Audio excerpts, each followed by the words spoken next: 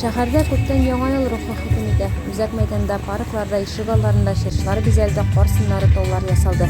Бүген Татарстан мәйданында үзәк чыршы ачу тантанасы булды.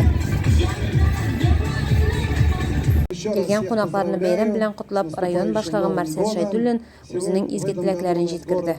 Еще лучше, готов к Новому году.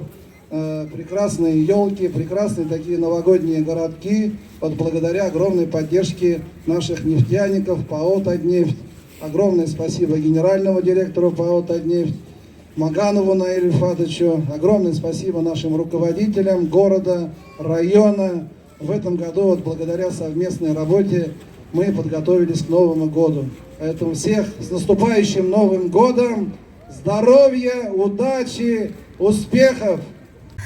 Чыршы ачу бәйрәме сәнгать осталарының җыр-моңнары, күңелле чыгышлары белән дәвам итте.